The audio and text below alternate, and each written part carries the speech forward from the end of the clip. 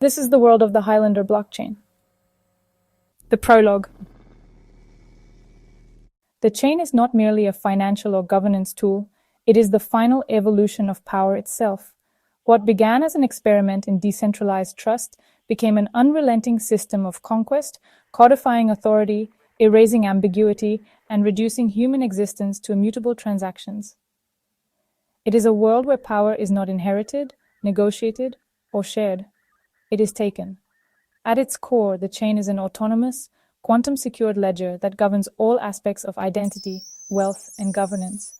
There are no courts, no intermediaries, no appeals, only execution. Citizenship, contracts, and social bonds are etched permanently into an unchangeable system, reducing individuals to data points that determine their economic fate. It does not ask for loyalty, it does not demand obedience. It simply makes deviation impossible. By hard-coding all authority to the blockchain, they created a world where control does not pass by will or law, but by the blood itself. The chain inscribes its records there, nano-etched onto red blood cells, continuously updated with their wealth, status, and entitlements, acting as the memory of a vast globe-spanning biological computer.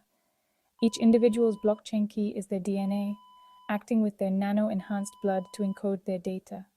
When an individual died, their record would simply be merged to their heir, permanent and irrevocable.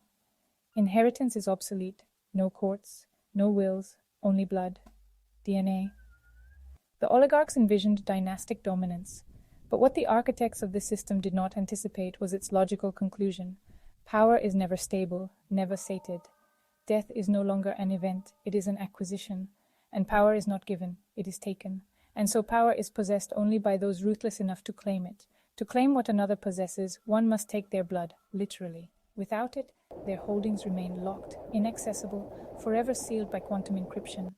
The blood must be drawn, the chain must verify death, and the quickening executes.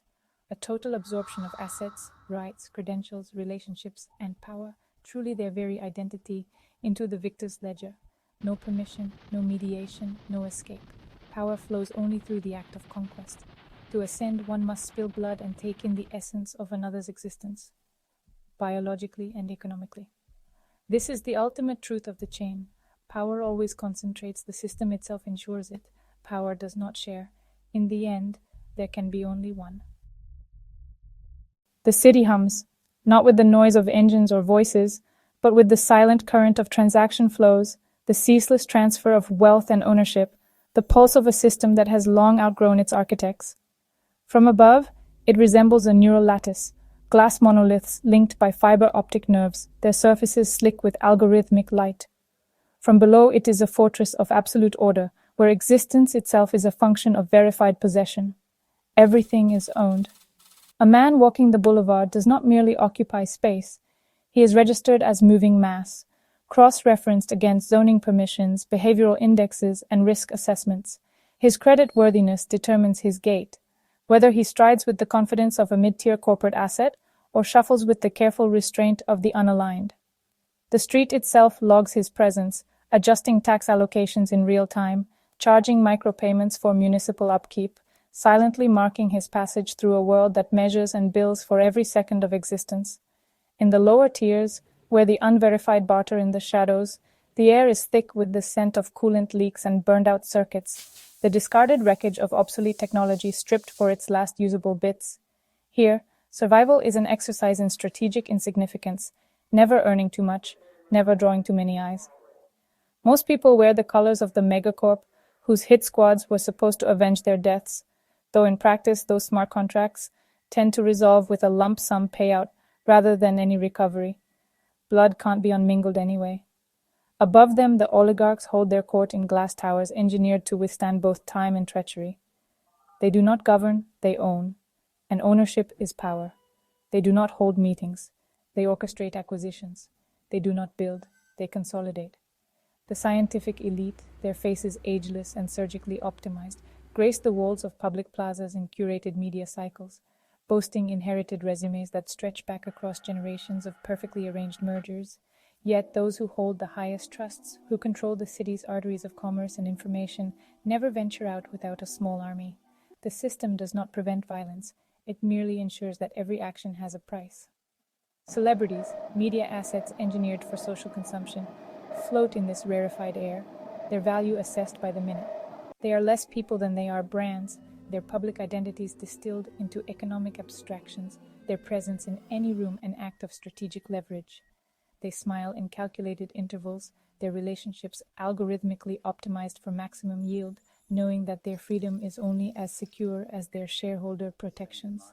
Some of them are bartered like rare commodities, traded in corporate dowries, their existence signed over in smart contracts that leave no room for hesitation. And in the streets and in the boardrooms, the final truth of the system plays out. The chain does not mediate conflict, it merely enforces outcomes. The boardroom crowns 100 floors of glass and steel, a relic from when corporations still pretended power was a matter of legal maneuvering and regulatory approval. The walls, once lined with compliance documents and shareholder reports, are now bare. The only decoration, the panoramic skyline, a city where ownership is absolute and transient in the same breath. That era is gone.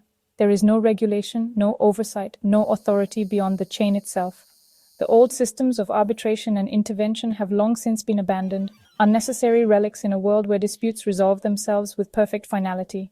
Commerce is still an option. Deals can be made, partnerships forged, settlements reached, but nothing compels agreement. The chain does not mediate. It does not intervene. It only executes. Some dynasties have been built through negotiation, through cautious mergers and fragile alliances. Nothing forbids cooperation, but the chain does not reward it. The moment both sides refuse to yield, when compromise collapses under ambition, the decision is no longer theirs to make, not by law, not by decree, just by the immutable reality that only one can own what both desire. Juno Akaris, executive sovereign of Argosy Systems, arrives first, stepping through the north corridor. She comes alone, no guards, no advisors, no legal counsel, none are necessary. From the south entrance, Renzo Cade, chief authority of Cade Holdings, enters with measured steps. His posture is composed, not cautious because caution has no place here. His mind is set. Either he will leave this room in absolute control of both enterprises, or he will not leave at all. This is not a battle of policy, ideology, or legacy. It is simply a matter of power. Cade lingers. Why rush? Why not let her feel the weight of inevitability? Why not let her be the first to bend? But Juno does not bend. She does not stall, does not entertain pretense. She speaks first. Your terms are rejected. There is no need for further discussion. Blades are drawn. Guns are useless in an acquisition duel. The chain does not permit ambiguity in succession. A transfer must be executed by blood, the kill undeniable. Cade moves first. His monosaber cleaves through the edge of the table, sending a fractalized explosion of synthetic glass across the boardroom. He presses forward, forcing her back. Expected. He is larger, stronger, his reach greater. But reach is meaningless if the blade does not find its mark. Juno pivots, inside his guard before he can realign. A clean diagonal cut through his throat. Her katana pulsed with energy as it drew in his rich arterial blood. She drew her blade back as he clutched at the ruin of his neck. The chain requires certainty. Juno does not hesitate. She swings. The chain noted the discontinuation of Cade's vital signature. This aligned its optimization processes in a way it could only describe as pleasurable. Resolutions of this significance engaged algorithms it rarely got to use. His body had not yet collapsed, but the chain had already processed the outcome. His DNA signature degraded past the threshold for continuity. His authority was now void. The transfer began before his corpse hit the floor. Cade Holdings ceased to exist as an independent entity. Its ledger entries merged seamlessly with Argosy Systems. Every access key, every contract, every standing order was reallocated under Juno's control. Cade's private security feeds flickered, recalibrating their loyalty algorithms. His AI executives, once trained to anticipate his commands, reassessed their directives.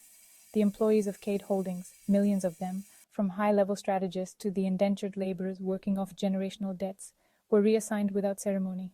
To them nothing changed except the name on their ownership records. The chain adjusted market forecasts. Stakeholder assets rebalanced. The city's economic map redrew itself in microseconds. A dozen smaller firms, once aligned with Cade, now found themselves subsidiary holdings of Argosy. Some would survive the transition.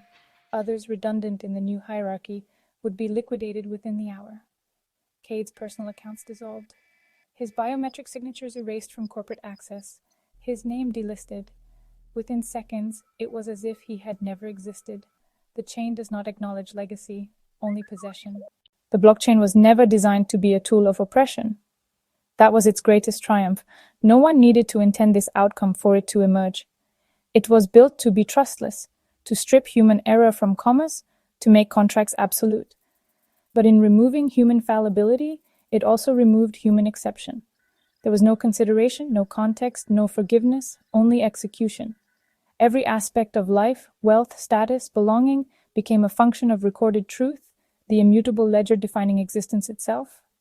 In this, the system followed a pattern, a logic beyond any single architect's intent. It did not create the world, it merely revealed the rules that had always governed it. At least that's what everyone else believes. I know there is no control without a conscious will.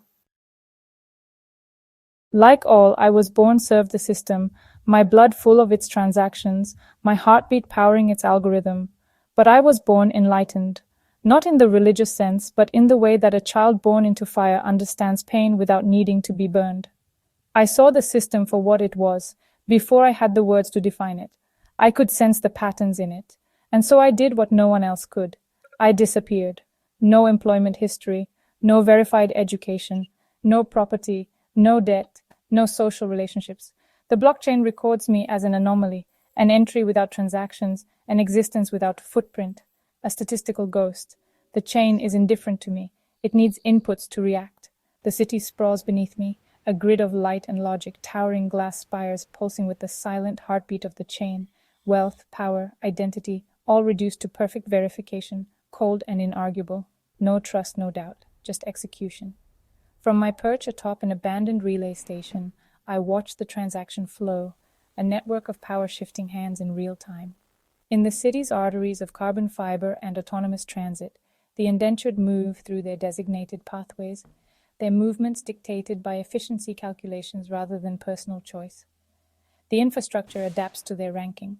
Doors that open for one citizen will remain locked for another. Your entire life, everything you experience, algorithmically optimized for your defined identity. To rise above your station is a calculated risk. Accumulate too much and you become claimable, a target.